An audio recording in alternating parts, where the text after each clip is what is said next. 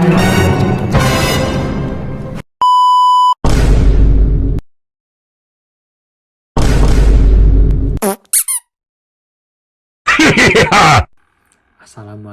warahmatullahi wabarakatuh.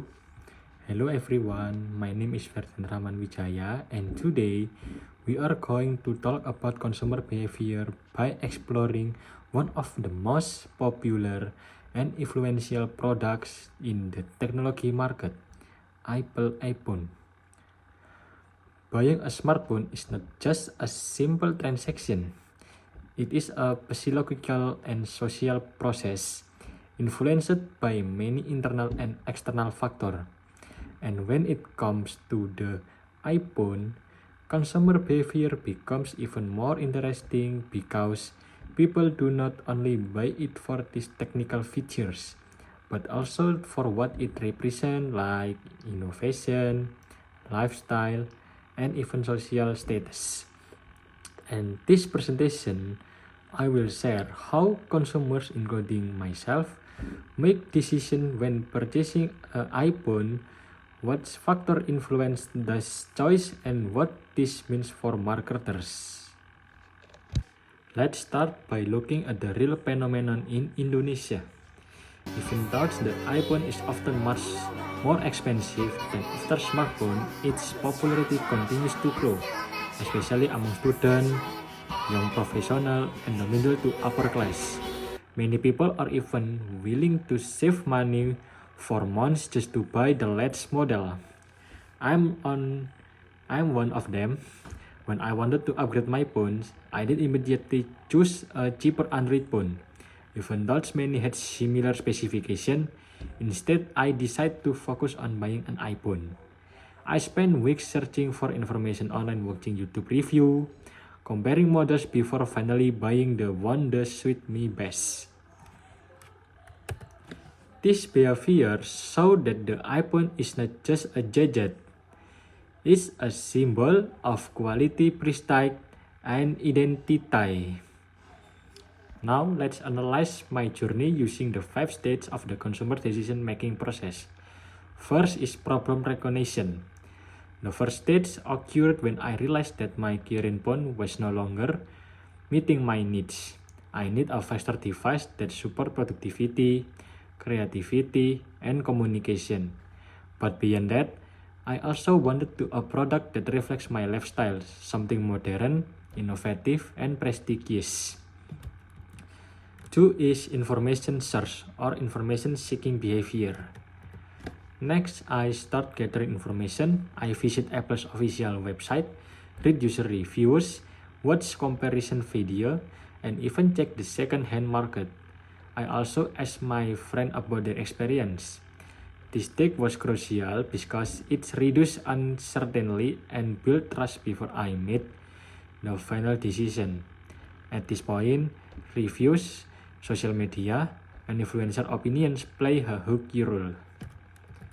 Third is evaluation of alternative. After collecting information, I compare several options. I look at the latest iPhone model, such as iPhone 30, 40, or 50, and compare them with flagship Android devices like Samsung Galaxy or Xiaomi.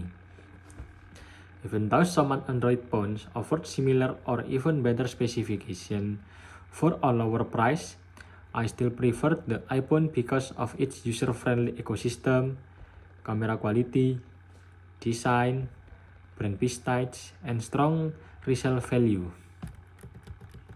4 is purchase decision. Once I had evaluated all my options, I made my choice. I bought the iPhone model that provides the best balance between features and price. Additional factors like trade-in programs, promotional offers, and installment payment options also influence my final decision. And last is post-purchase behavior. After buying the iPhone, I feel satisfied. The phone performed well, integrates seamlessly with other Apple products, and it changed my daily life. Because of this satisfaction, I often recommended the iPhone to my friend. A classic example of positive word of mouth. However, if the product had met my expectation, I might have experienced past purchase dissonance or regret. Although Apple high certification rate usually prevent this. There are several key factors that influence consumer behavior when it comes to iPhone purchase. First is psychological factors. Motivation, perception, and learning all play a role. I was motivated by the desire for quality, security, and innovation. I perceive Apple as a reliable and high-status brand. Positive past experience also encourage brand loyalty. Second is social factors. Friends, family, and social media influence my decisions. Since many people in my social circle use iPhone, I was more likely to want one too.